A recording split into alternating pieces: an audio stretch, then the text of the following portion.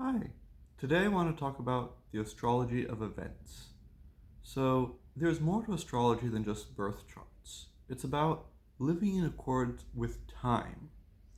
So, at the beginning of any venture, at the beginning of anything, so anything that comes to have an independent existence, we can look at the configuration of the stars and the planets and the world at that moment from that place and find a complete symbol of what that is.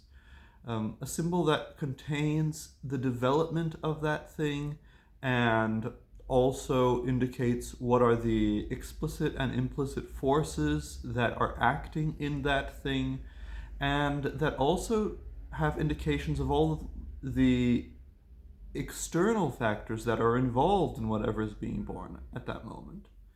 So you can have a chart for the start of a war. You can have a chart for opening a business. You can have a chart for the beginning of a marriage or a first date.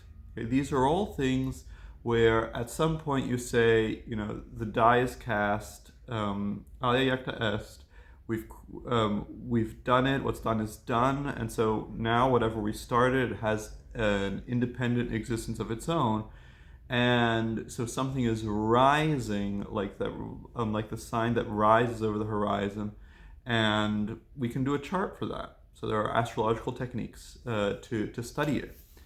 And this opens a wide variety of things that we can do with astrology. So, for instance, we can use this to study past events, right? So you can use it to study past events in your own life. Like there was an exam that was really important for you and that you passed, right? Or that you failed, or there was some trip that was very significant for you. We can look at that and we can create a symbol of that important moment in your life. And that's, as it were, a picture. The same way that you value having a picture of your trip, this is a different kind of picture. It's a more formal, more stylized, more abstract picture.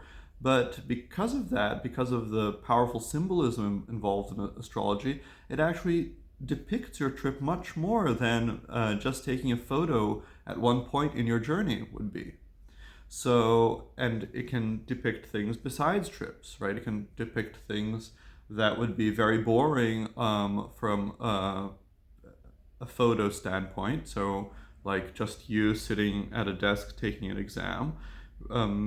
It can be a very interesting chart, right? It can be something that's really interesting for you to look at and for you to study. And it doesn't have to be just events in your life. Like, say you're a history buff and there's some historical event that's really important for you. You can use event astrology to look at an important battle, right? The one that like you're really interested in. Like, as long as we have a time and a place, right? And of course, if we have an exact time of day, that's even better. Then we can do a chart. We can study it, and you can go to an astrologer, and since you know a lot about this battle, since you're interested in it, you can sit down with the astrologer and see what kind of symbol the moment of the inception of that battle, the moment of the beginning of that battle, tells you, right? And it can give you like a very potent symbol that synthesizes many of the things you know and many of the things that you've studied. You can find them all together in this diagram, right? And so it can help you think about it, it can help you reflect about it. So event astrology can do that. It can look at events in the past, your own past, or in the historical past, right? It can even look at like very, very recent events if need be. Although those are can be more tricky because since they're more recent, their consequences are still developing, and we can have usually less reliable information about them. But anyway, so that's one thing that event astrology can do. But it doesn't just look at the past; it looks at the future, right? And so it can help you choose when to begin new ventures, right? So if you want to open a business, if you want to take a trip, if you want to get married, do some big life change. You can choose a moment when when the world will be symbolizing the very thing you want to do. And it's a very old principle that you find implicit in a lot of ancient speculation, which is when you act in a way that's harmonious with the world, right? When the world is symbolizing what you want to do, then the world will cooperate with what you want to do, and your action will be successful and fortunate. And of course, the opposite was also held to be the case, which is if you act in a way that contrasts, that presents a jarring contrast to how the stars are disposed, you will face unexpected resistance and you could fail. And so there's an interest in finding an auspicious moment, finding a moment that fits what you want to do, because that will lead to success. But besides that, it's useful to have a symbol of what you're going to do. It lets you it's a support for reflection on your project. And once it happens, say it's a joyous occasion, like a marriage, you then have a picture of that. You have a symbol for you to reflect, for you to go back to. And if it's something like a marriage or a business, something that you begin and that's going to last for a long time, you're going to be able to use that chart to accompany the development of what you began, right? The same way that we use the chart of the birth of a person to accompany the development of their life, we can use that chart of the new thing that's been brought into the world to accompany the development of that thing. And last but not least, so there's besides these two uses I've mentioned already, which are to study past events or to pick dates for future initiatives, we can do the opposite of picking a date for a future initiative, right? If for each initiative, for each action, there's a right time, we can also go in the opposite direction. For each time, there's a right action.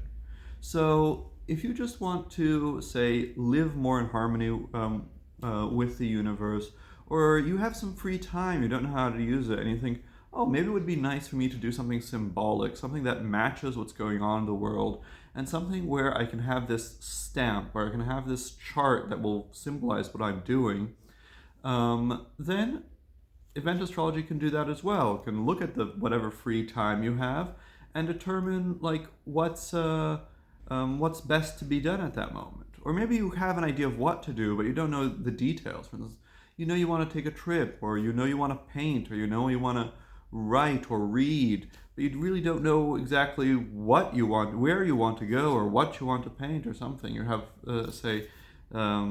some difficulty choosing a project.